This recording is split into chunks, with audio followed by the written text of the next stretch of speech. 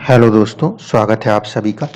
आज के इस जो कुंडली विश्लेषण है, इसमें सवाल ये था कि एक पर्टिकुलर डेट पर डिवोर्स होना है और साथ ही साथ क्वेश्चन ये भी आपने किया कि आगे जो मैरिज में जाना चाहिए या नहीं जाना चाहिए।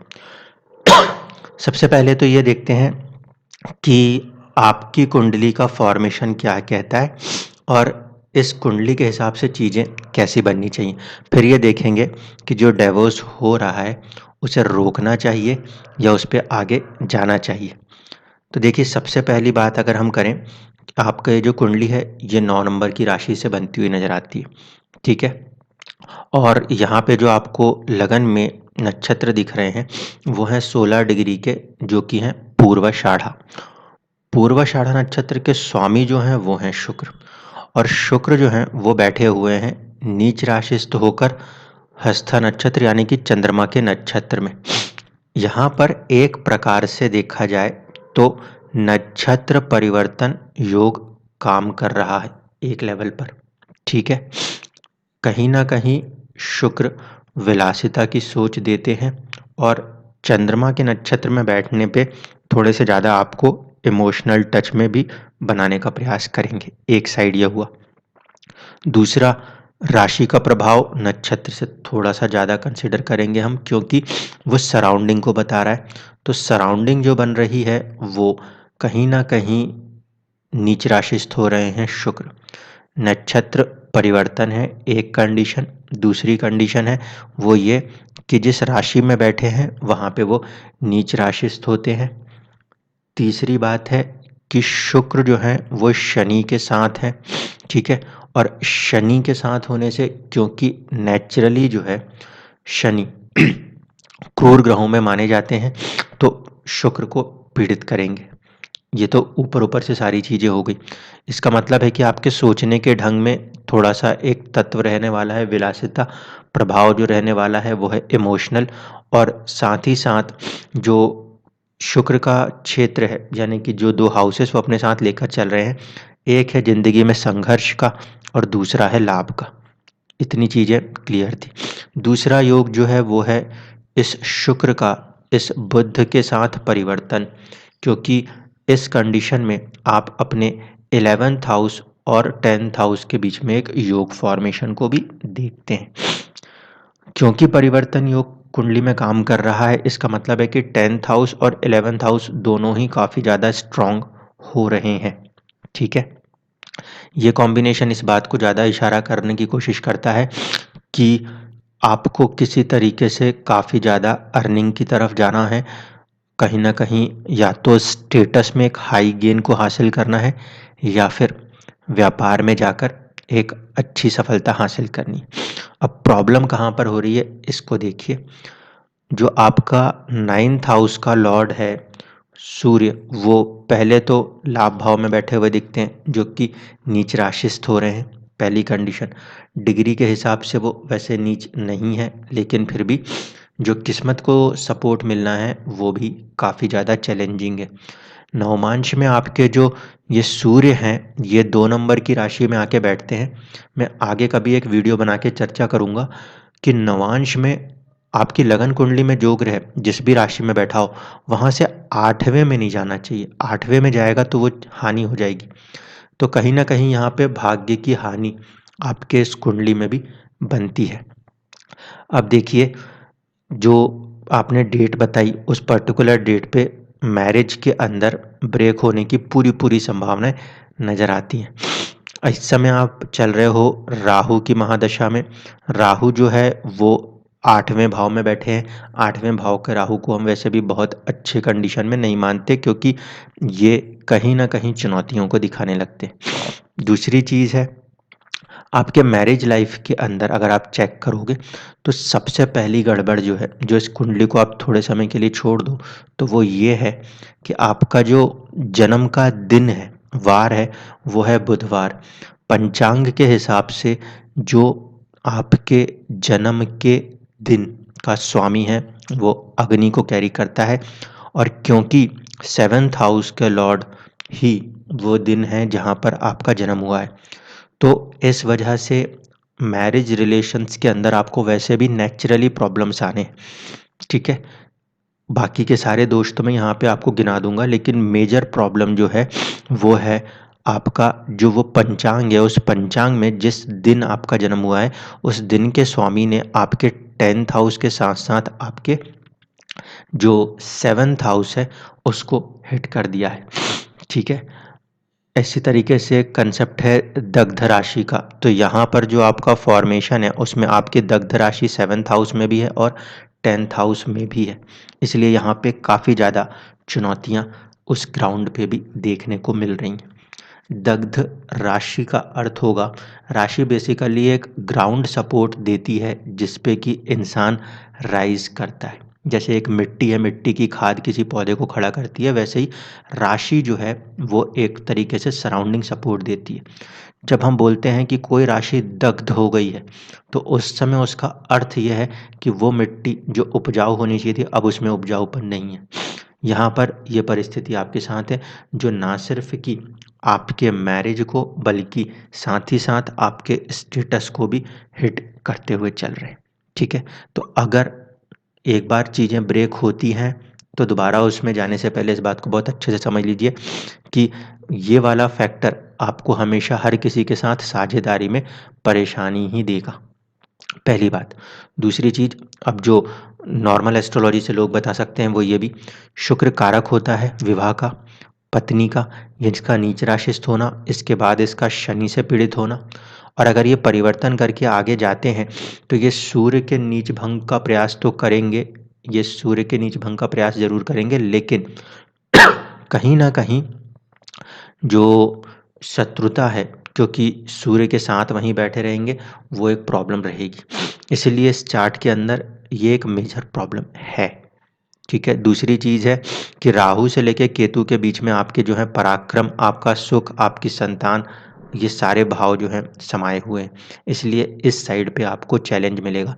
ये कुंडली सिर्फ एक चीज़ दिखा रही है, वो है कि आपको या तो किसी हाई स्टेटस की तरफ जाना है सर्विस में या फिर बिजनेस में। यहाँ पे क्योंकि बुध दोनों के ही स्वामी हो रहे हैं और भाग्य के स्वामी के साथ जुड़ रहे हैं, तो आपको जिंदगी भाग्य कुछ ऐसे धक्के मार के बिजनेस की तरफ ले जाने का प्रयास करेगा जिससे कि आप अपनी ज़िंदगी को कुछ राइज कर सकें। और जाहिर सी बात है, व्यापार की तरफ अगर अपने को जाना पड़ता है तो या अपने को एक हाई पोस्ट की तरफ जाना पड़ता है तो अपनी जो मैरिज लाइफ है उसमें कुछ कमियां आती हैं, ठीक है। दूसरी इम्पॉर्टेंट बात ये है कि यहाँ से आप मांगलिक हैं, ठीक है, तो आपका जो पार्टनर है वो भी मांगलिक होना चाहिए। दूसरी चीज़, ये 9 नंबर की लगन कुंडली है, यहाँ पे अगर हम मांगलिक देखेंगे तो 12वें घर का मंगल 12वें घर में बैठा है। इसका मतलब है कि मांगलिक प्रभाव जो है वो किसी तरीके से खर्चों को बढ़ाने की संभावना ज़्यादा रखता है, ठीक। और कहीं न कहीं 5th हाउस का लॉर्ड है वो 12th में हो रहा है, तो यहाँ पे अपना जो थॉट प्रोसेस है उसको भी कुछ हद तक डिस्टर्ब करेंगे, क्योंकि पंचम बुद्धि जो है उसका स्वामी अपने से षडाष्टक हो रहा है, अपनी खुद की राशि में बैठने तक वो पॉजिटिव है। दशा आपकी जो चल रही है वो है राहु की महादशा और जो आपने डेट बताई है डाइवोर्स की, वो 9 तारीख बताई है। 9 तारीख के अंदर जो परिस्थिति बन रही है उसको एक बार आपके नवांश से दिखा लेते हैं। आपके नवांश में अगर चलें तो यहाँ पर देखिए सबसे पहली प्रॉब्लम है कि आपका जो 7th हाउस का लॉर्ड है वो नीच राशिस्थ हो रहा है, लेकिन वो फिर भी किस्मत से कनेक्ट हो रहा था। सूर्य का यहाँ पे ये 2 नंबर की राशि में आना, क्योंकि वहाँ पे 7 नंबर था, ये चीज़ मैंने आपको बताया ये ख़राब है। इस पे एक बार डिटेल्ड वीडियो कभी बनाऊँगा। नवमांश की वो कुछ प्रॉब्लम्स होती हैं, ये उसकी वजह से हो रहा है। जो दशा है वो है राहु की महादशा, जो कि छठे में बैठे हैं और छठा घर डाइवोर्स के लिए ज़्यादा जाना जाता है, पहली कंडीशन। अंतरदशा फिर राहु की है। प्रत्यंतर में आ रहे हैं केतु, जो कि 12वें घर, कोर्ट कचहरी, तोड़-फोड़ वाली चीज़ें, सेपरेशन वाली चीज़ों को कनेक्ट कर रहे हैं। इसके बाद जो इम्पोर्टेंट प्लैनेट होता है ब्रेक करने के लिए वो होता है हमेशा अष्टम का स्वामी। तो अष्टम के स्वामी गुरु जो हैं वो भी कहीं न कहीं स्टैंड कर रहे हैं 4th लेवल पर, और लास्ट उन जो 9 नवंबर की तारीख आपको मिली है उस पर्टिकुलर दिन आपका जो बुध है जो कि फिर छठे में बैठे हैं, ये प्रभाव कर रहे हैं। इसलिए इस तारीख पे डाइवोर्स होने की पूरी-पूरी सिचुएशन नज़र आती है, ठीक है। लेकिन इसके बाद ये ब्रेक होने के बाद आप फिर दोबारा से मैरिज की तरफ जाने की बात करेंगे तो फिर वहीं की वहीं बात है कि बुध 7th हाउस लॉर्ड है और 7th house Lord fire element के साथ आ रहा है। जहाँ कहीं भी जुड़ेंगे परेशानियाँ बनी रहेंगी। एक चीज़। अब ये वाली चीज़ अगर आपको नवांश में समझ में आई हो तो मैं क्या करूँगा, इसी लॉजिक को मुझे एक बार आपके वाइफ के चार्ट पे लगाना है, क्योंकि वहाँ पे आपने जो मुझे बोला था कि टाइम ऑफ बर्थ में श्योरिटी नहीं है, तो 2 चार्ट्स वहाँ पे बन सकते थे। मैं उन दोनों को कनेक्ट करते हुए ही चलूँगा और उस पे हमें फ़ोकस करना है कि कौन-सा एक चार्ट ठीक हो सकता है। उसमें ये फ़ॉर्मेशन आपको समझ में आ जाएगा। अब देखें, जो मेरा दूसरा चार्ट यानी कि आपके वाइफ़ के लिए जो चार्ट बनाया, उसके अंदर परिस्थिति को देख लीजिए। यहाँ पर लगन के अंदर सूर्य मौजूद है, ठीक है? और फिर यहाँ पे भी 10वें घर में शनि मौजूद है मंगल के साथ। यहाँ पे 7th हाउस के जो स्वामी बन रहे हैं वो हैं चंद्रमा, जो कि नीच राशिस्थ हो रहे हैं। नक्षत्र अनुराधा का लिया हुआ है जिसके स्वामी शनि उच्च हैं, और राशि जो है 8 नंबर, एक तो केतु की खुद की और दूसरा जो है वो मंगल की। तो यहाँ पे ये चंद्रमा जो है ये पूरा फॉर्मेशन स्टेटस बिल्डिंग की तरफ जा रहा है, पहली कंडीशन। दूसरी कंडीशन, आपकी कुंडली में चंद्रमा ने जैसे कंडीशन बनाई थी यहाँ पर भी देख लीजिए, 8th हाउस के लॉर्ड होकर लगन में बैठे हैं। जो विवाह से सुख का भाव है, वहाँ से अगर देखा जाए तो संघर्ष है, विवाह के सुख में संघर्ष है। जो कि आपके लगन कुंडली में भी एज इट इज ही दिख रहा था। 8वें का स्वामी लगन में यहाँ पर भी दिख रहा है, तो ये दोनों ही कुंडलियाँ इस मामले में एक जैसी हैं। चंद्रमा से बात करें तो ये मांगलिक हैं, क्योंकि चंद्रमा से मंगल जो है वो एक घर पीछे बैठा है, इसलिए कहीं ना कहीं दोनों के दोनों ही जातक जातिकाएं मांगलिक हैं। विवाह का स्वामी नीच राशिस्थ है, इसका मतलब यहाँ पर भी चुनौती ये है कि प्रॉब्लम मैरिज लाइफ के अंदर रहने वाली है। अब समझिएगा इम्पोर्टेंट बात, क्योंकि टाइम वेरी हो सकता था तो 2 चीज़ें हो सकती थी। एक चीज़ तो ये हो सकती थी कि यहाँ पे जो ये लगन का धनिष्ठा नक्षत्र है, ये थोड़ा-सा पीछे चला जाए, 7:53 अगर हो जाता, तो ये जो है ये चंद्रमा की तरफ चला जाता। चंद्रमा की तरफ जाता तो फिर हमारे सामने एक चैलेंज ये क्रिएट होता है कि इंसान का जो मनोस्थिति है, वो प्रॉब्लमैटिक तो नहीं है, क्योंकि शनि की दृष्टि से बुध पीड़ित हैं और चंद्रमा राहु केतु एक्सेस में पीड़ित है। अगर ऐसा फॉर्मेशन होता है तो किसी तरीके की मेंटल डिसीजेस का रिस्क रहता है, समझिएगा। क्योंकि टाइम ऑफ बर्थ में आप श्योरिटी नहीं दे पा रहे, इसलिए बोल रहा हूँ। 7:53 यानी कि 54 से अगर पीछे की जा रहे हैं, तो उस कंडीशन में मैरिज लाइफ के अंदर आपको जो चीज़ ऑब्जर्व होती वो ये होती कि वाइफ जो है वो कंप्लीट कैद में, कैद में नहीं, उनका जो पूरे का पूरा लाइफ स्टाइल है, लाइफ स्टाइल चेंज हो रहा हो, ठीक है। अगर टाइम ऑफ बर्थ 7:54 से कम हो जाता है, पीछे की तरफ जा रहे हैं, तो उनकी जो लाइफ स्टाइल होगी वो कंप्लीटली ड्रास्टिकली चेंज होगी। कल गरीब तो आज अमीर, ऐसा फॉर्मेशन आएगा। लेकिन अगर टाइम ऑफ बर्थ 7:54 की जगह 8 AM की तरफ बढ़ता है, तो ऐसे कंडीशन में जो ये नक्षत्र है ये धनिष्ठा माना जाएगा। यहाँ पे जातिका की जो सोच है वो है अपने आप को ग्रो करने की।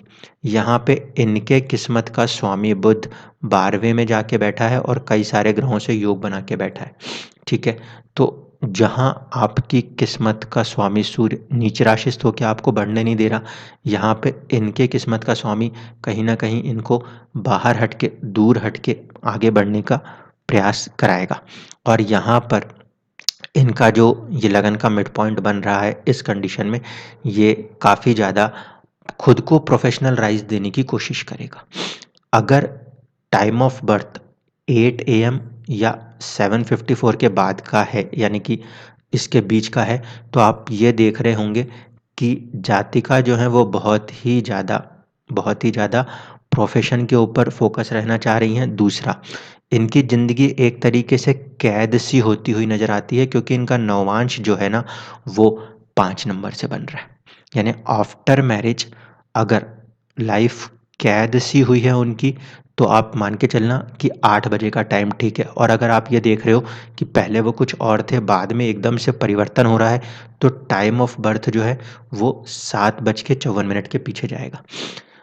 यहाँ पर भी प्रॉब्लम यही है, शनि की दृष्टि 7th हाउस पर, सूर्य की दृष्टि भी 7th हाउस पर है, 2 पापी ग्रहों की दृष्टि 7th हाउस पर है और साथ-साथ केतु का प्रभाव भी 7th हाउस के ऊपर है। आपके अपने कुंडली के अंदर भी शनि की दृष्टि थी, मंगल की दृष्टि मौजूद थी 7th हाउस के ऊपर, इसलिए वहाँ पे प्रभाव हो रहा था।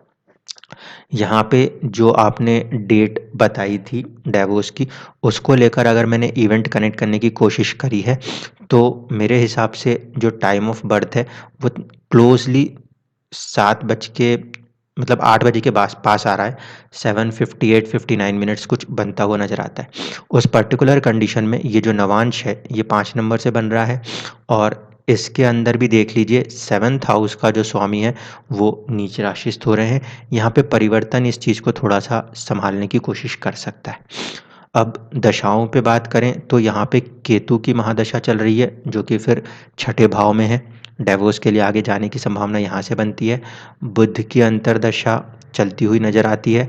बुध जो हैं वो इस पर्टिकुलर कुंडली में बैठे हैं 2nd हाउस में, दृष्टि दे रहे हैं पूरी तरीके से 8th हाउस को, जो कि ब्रेक करने में, आगे बढ़ने में सफल होगा। दूसरा, मंगल आ रहा है बीच में। मंगल जो है वो इसमें आपको सीधे-सीधे दिख रहे हैं 7th हाउस लॉर्ड, यानी कि कहीं न कहीं सेपरेशन की पोटेंशियल दिखा रहे हैं। लेकिन यहाँ पे यही है कि शनि के साथ परिवर्तन है, हो सके तो यहाँ पे सेव आउट किया जा सकता है। इसके बाद का जो स्टेज है 9 तारीख का, वहाँ पर आते-आते आपको चंद्रमा और गुरु नज़र आते हैं।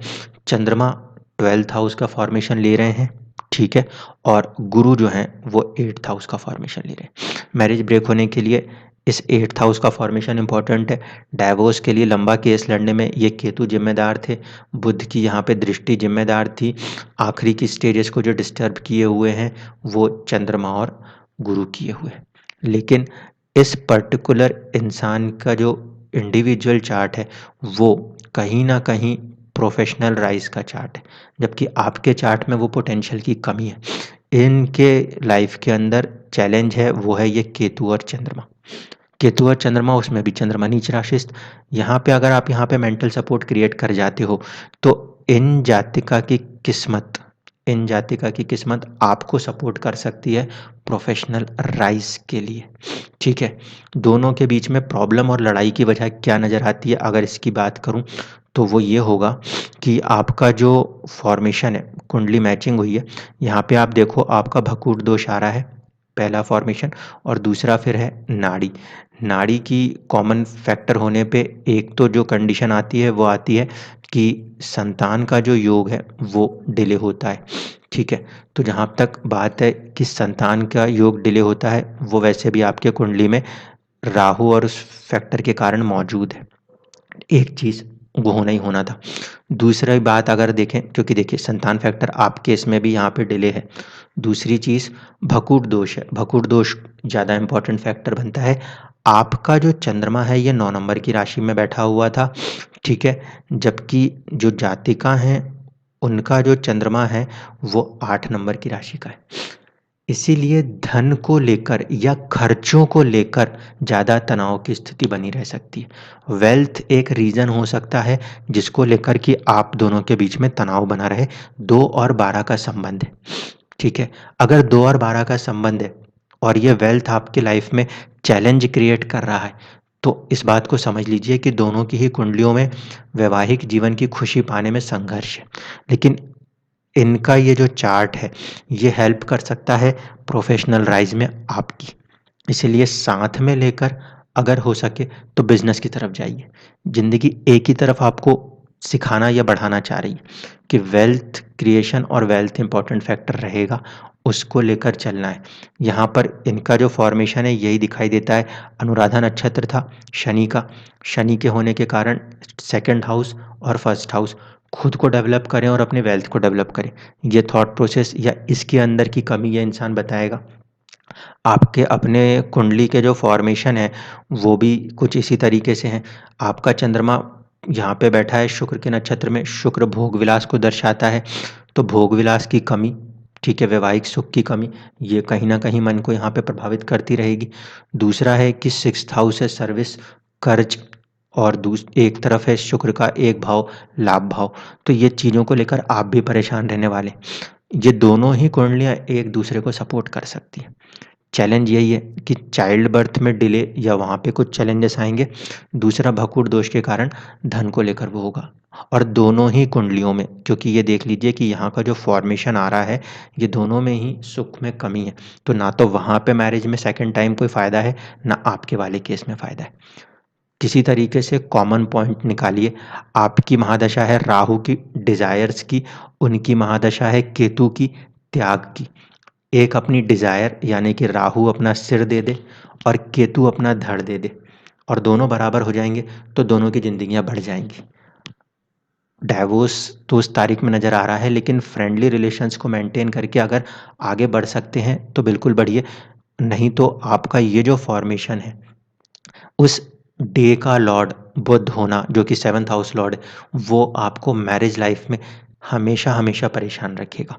यहाँ तक जहाँ पे आपका ये किस्मत का फॉर्मेशन अटका हुआ है, तो उनके किस्मत का फॉर्मेशन आपको सपोर्ट कर सकता है। इसीलिए सलाह यही होगी, कोई बीच का रास्ता निकालिए। दोनों कुंडलियों में जो कमियाँ हैं, वो दोनों में ही हैं, ठीक है? और दोनों ही कुंडलियों की कमियाँ दोनों को एक दूसरे को बूस्ट कर सकती हैं, तो उसको बूस्ट करना है, क्योंकि आपकी कुंडली बहुत एक इशारा दे रही है कि लाभ और आपका स्टेटस, गेन और ये वेल्थ, और वो भी कहीं न कहीं बिज़नेस से। तो इस चीज़ पे आप लोग फ़ोकस करके आगे बढ़ें। लाइफ़ के अंदर धीरे-धीरे आपकी जो ग्रोथ है, वो नेचुरली हो जाएगी। और अगर वैसे आप मैरिज के अंदर अपने आप को फँसाए रखेंगे, तो हमेशा ही ये चैलेंजेस आपको परेशान करते रहेंगे। धन्यवाद।